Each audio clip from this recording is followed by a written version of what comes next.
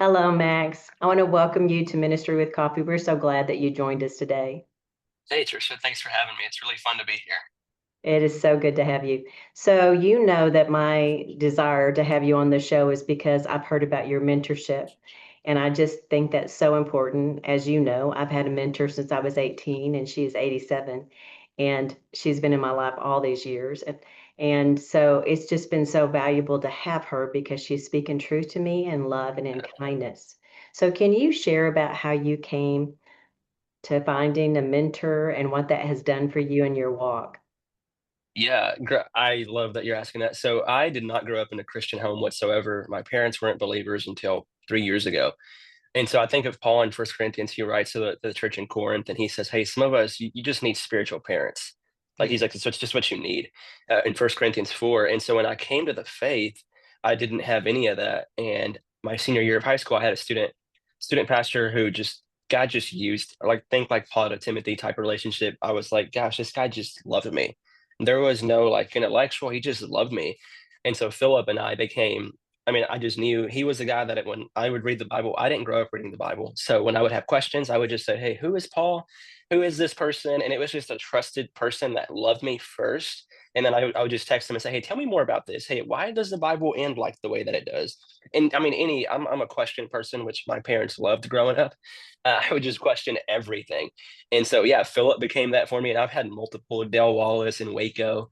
I think of Todd Lane now, just different guys that got us strategically put in my life that have, I mean, honestly, I would not be here if not for that. And so it's just really been such a gift to me to have that. That's so good. So tell me some of the things that have been difficult to having a mentor, some of the things that have made it hard. Yeah, scheduling. So I am, when I was in college, it was really easy because I was like, "Hey, you want to meet at 6 a.m.? I can meet at 6 a.m. Like, when do you want to meet?" And I forget that these mentors have kids, they have families, they don't have the same flexibility that I have. So logistically scheduling it. Most of the time, I now when I meet with people, I'll say, "Hey, y'all want to do 5 a.m. at Starbucks?" And they think I'm crazy, but that's what these guys would do. They go, "Hey, I can meet with you. It just won't be at 3 o'clock. It's going to be at 5." I was like, "Great, let's do it." And the other challenging part of it was just going, "Hey, do I trust this person enough?"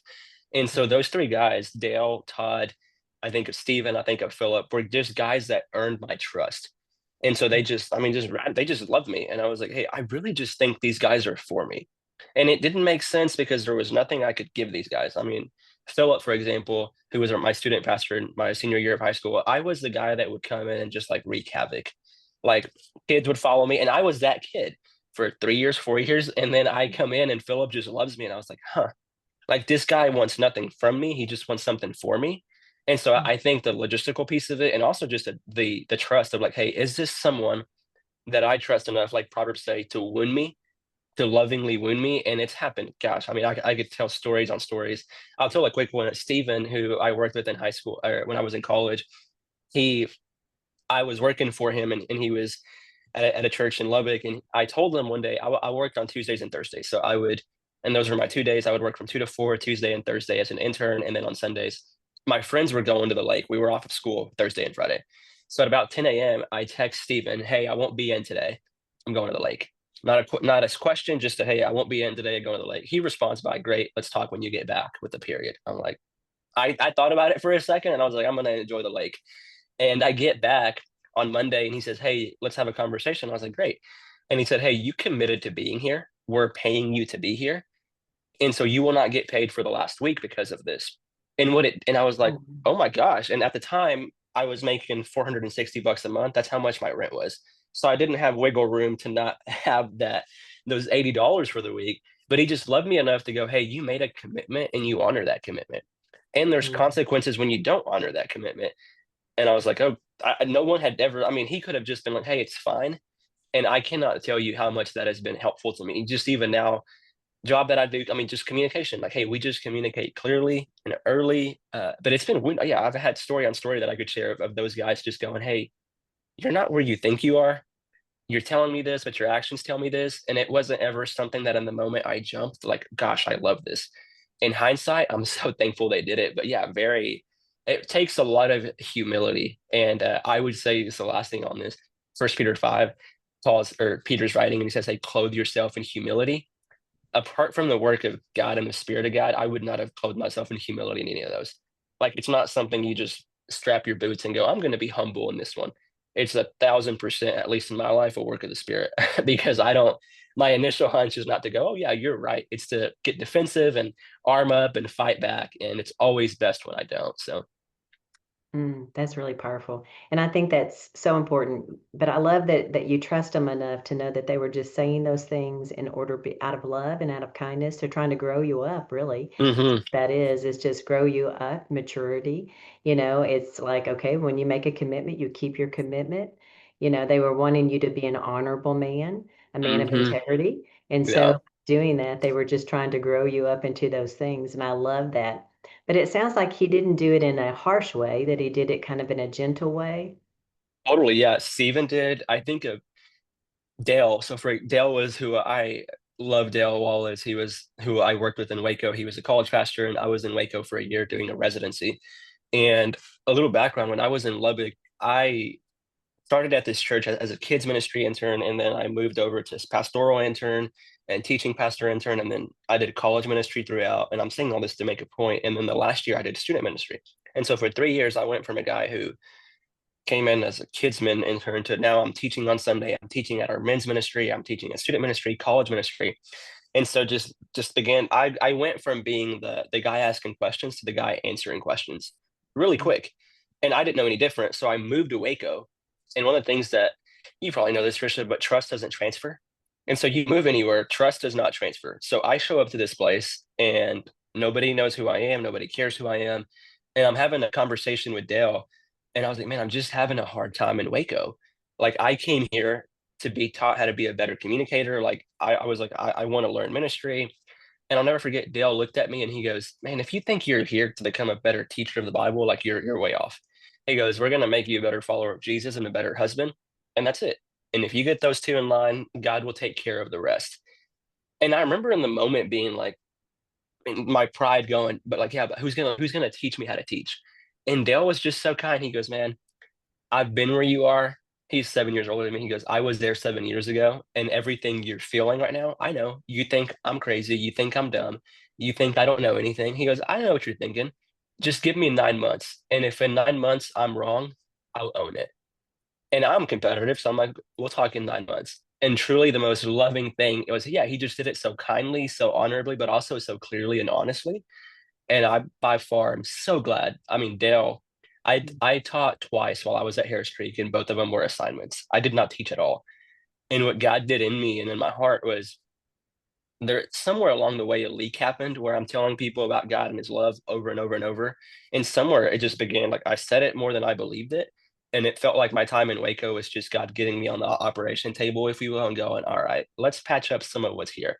Because I don't think you really believe I love you because you're putting a lot of stock into the identity that you built up for yourself, quote unquote, in Lubbock of people need me, people want to hear what I have to say. And yeah, it was not, Dale just said that so kindly, but also so courageously. Like, hey, the teaching part of it, I don't care about. And I just remember being like, this guy is nuts. Like, I came here for that. And it was the most loving thing he could have done. But I would say, had he said that in a harsh way, I would have checked out. But Oh, he yeah. just said it so kindly, like, hey, I just love you. And I've been where you are and just trust me. And Mhm. I, by the grace of God, I did. I would, yeah, I would not be here, have the job that I have today, or get to do some of the things that God's used me to do if it wasn't for His courageous but also compassionate way to call me up. I love that. There was a time that you and I were talking, and it was at student camp, and you made the comment about we just need to get rid of titles, Trisha. And it's funny that you said what he said to you because he said, you need to be a good husband and a follower of Christ. Because really, that's the title we should be craving, right? It's Yeah. just being a follower of Christ because that's what we all are. We're all called to follow Christ.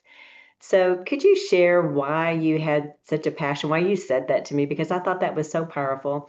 And there's got to be a meaning behind it, or you wouldn't have said it. So, I Yeah, want to there hear what that is. is. Yeah, Matthew 25, Jesus is talking and he goes, hey guys, there's the rich, there's the poor. Hey, what you did to the least of these, you did to me. And then I think of the parable of the talents, which is right after the one of the the virgins and the wedding, and he says, hey, those that go, and then they come back, and he gives to one of them one of them two, one of them five. And what I always found interesting about that passage is when Jesus returns with who's the king in the parable, he doesn't say, well done, good and faithful investor. He doesn't say, well done, good and faithful banker, or any of that. He just says, hey, well done, good and faithful servant. And Mhm. I don't think that's a lot of our heart. I know at least it's not like in my flesh, that's not my heart. Mhm. It's to go, hey, what's the next thing? Like early on, it was, hey, what is the title behind it? And I'm like, man, titles are just free. Like I'm convinced no one's going to get to heaven and go, gosh, I was really good at that podcast. Like, hey, God, make sure you put that above my door in my room. Or I just convinced no one's going to get up there and go, hey, let me make sure I get your PhD from Truett and I get your other thing put on there. Like, that's just not going to happen. And I think in the other side of it is just semantically, the titles mean different things to different people. And Mhm. so to someone, pastor is like, hey, that's what they strive to be, if you will. To someone else, they hear the word pastor, they're like, hey, that's the person that really hurt me growing Mhm. up. And so these titles that we just toss around that mean different things to different people, I just remember like Dale walking me through that, and I was like, man, if the greatest thing someone says about me is that I'm a really good communicator, I think I missed it. Like I really do. I think if the best thing they can say is, man, he loves Brooklyn really, really well. Hey, man, he just loves Jesus. He's always the first one to serve. That to me feels like the bullseye. As I study the scriptures, I'm like, man, that's what Jesus was. He shows up, Mark 10:45. He says, hey, the Son of Man did not come to be served, but to serve. And so Mhm. leadership, the way that it was explained to me by a friend was biblical leadership is just servanthood. And I don't think we like that. I think we think of leadership as the wolf leading the pack. I'm in front. And I think that's part of it. I just think a lot of it is servanthood. And I think when you start putting titles, at least for myself, there was a lot of identity that wrapped up in that of, well, I'm the teacher here. I'm these things here. And I was like, man, God can pull the rug so quick.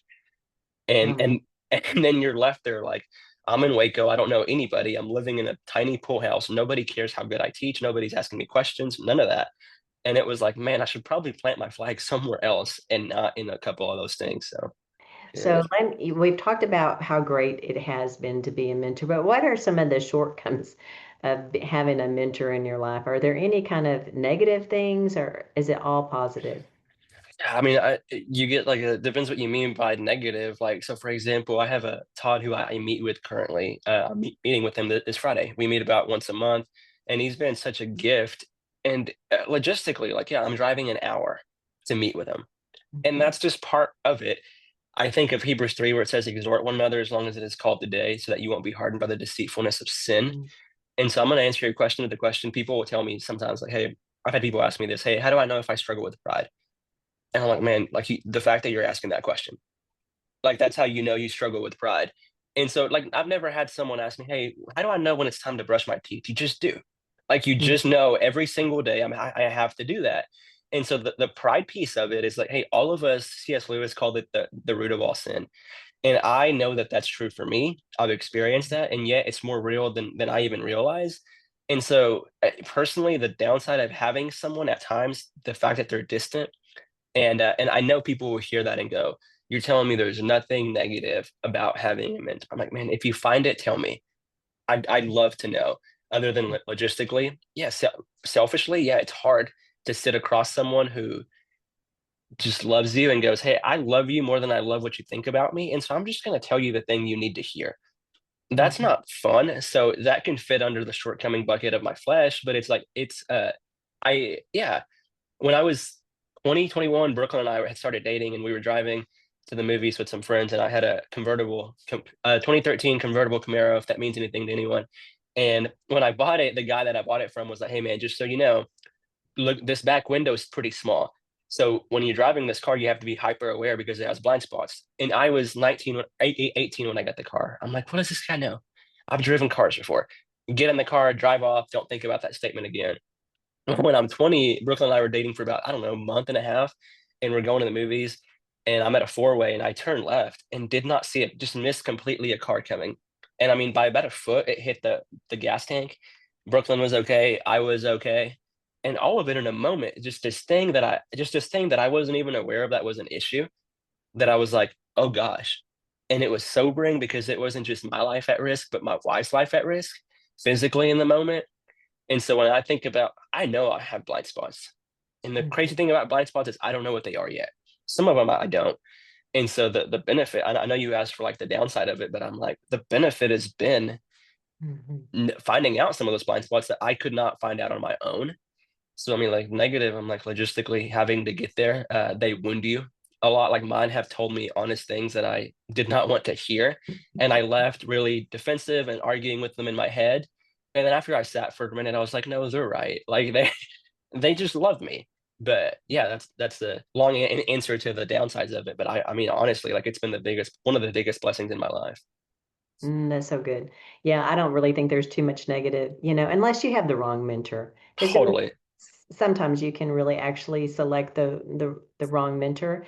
And when I say wrong, I mean someone that's sharing more of their opinion and what they think you should do versus someone that's sharing the word of God. If they're Hmm. pointing you to Jesus, you're good. If they're Yeah. pointing you to what they think you should do, maybe not so. Totally. Yeah. Maybe you need to look for somebody else, but they should be pointing you to Jesus, always Yes, ma'am. Jesus. And so that would be the only negatives if you had someone maybe that was leading you in the wrong direction. But I agree with you. It's always hard to hear the truth. Even at my age, hearing the truth is not always fun. And you think, haven't I graduated already? I mean, I've been doing this forever. And there's no graduation. You never are not going to be corrected if people love you. I mean, Yeah. and sometimes it's usually now, it's mostly my husband that will see something.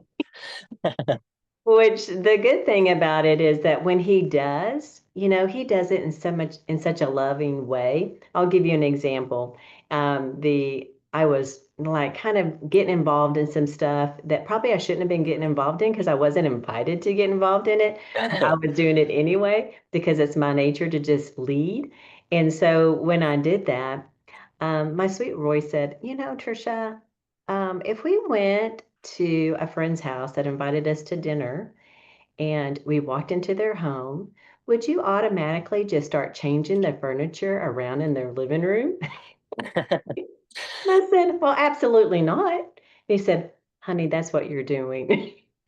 And I was like, oh, snap. That's That hurt, but it was true. And so then I was able to back up and go, you're absolutely right. I need to back up and do what God has called me to do and let them do their thing and he'll take care of it. yeah. He always takes care of it. So tell us just a little bit about what you would like to leave the audience today. What's kind of some closing remarks about why it is important to do life with community? Yeah, I think just the story that you shared. I think of David, King David. I mean, he was the guy. Shows up. I mean, Samuel shows up when he's young, and he's like, "Hey, one of these guys is going to be king." Jesse's like, "It's got to be one of these older guys, the polished ones." He's like, "No, I think it's the one out in the field with the slingshot." So I mean, David early on, like guys like, "Hey, you're going to be the guy." And then there's this book that I would recommend called A Tale of Three Kings by Mm, Tale of Three Kings. And so David, this is a really interesting narrative in the story where David shows up. He's told you're going to be king, and then he just life kind of just moves on, and he just mhm, kind of like he defeats Goliath, and everybody's just kind of like, when is this guy going to be king? And it, I mean, when is it, David? Scholars debate between 15 and 20 years before he was made king. And what I love about David that's unique that a lot of people miss is he didn't just he didn't wait poorly in the sense. I mean, he would go and serve the guy who he was told you're going to replace. He would mhm, sing them songs when he had the evil spirits. Like David just did this thing so well. And then David becomes king. And everybody's like, this is the guy. This is the guy that God's put in place. David wants to build the temple. God's like, hey, man, it won't be you. It's going to be Solomon. He's like, okay. And then David has the moment with Bathsheba that everybody talks about where he falls short. But what I love about that moment is in 2 Samuel 11, someone shows up, and it's Nathan. It's the prophet Nathan, an advisor and mentor, if you will, that David had. It's just someone that loved him and that he trusted. And Nathan shows up and he's like, man, just question. Nathan knew. He just questioned if somebody took a neighbor's sheep and killed it, but they had their own sheep, like what should we do? David's like, man, kill the guy. Like you kill the guy. And Nathan's like, okay, just making sure because that's what you did. And mhm, it was a very, I mean, similar to you, like, oh gosh, that's what I did. And in the mhm, moment, David had one of two responses: buck up and go, hey, I didn't do that, or own it and mourn. And I think the thing that we're often tempted as it relates to mentors or something is the response. Like I've had amazing mentors. Back to your question, I've had one mentor that in my freshman year of college that really broke my trust. I had shared some information with him, and it eventually just it came back to me in a negative way where he told. I mean, you can think of 18-year-olds with girlfriends is really what it was. I shared some information with him. He then went and told my ex-girlfriend my phone is getting blown up. And I just remember having like a lack of trust, which really made me gun shy to have another mentor. Because I was like, man, he broke my trust. Like, how do I know this person isn't going to break my trust? And I would just tell you, like, what would I leave you with? Hey, they're gonna break your trust. Like Mhm. that's just gonna happen. People will say if you find the perfect church, don't walk in. I would say if you find the perfect mentor, don't go to them, because the second you're around them, you're gonna mess them up because they're dealing with us. And so I think a lot of times we put the standard on mentorship, discipleship, whatever phrase you want to use to go. They have to be a person that does this, and they can't let me down. And I'm just telling you, you're dealing with people, they're going to let you down. The goal is that they would love you, but your primary allegiance is to God.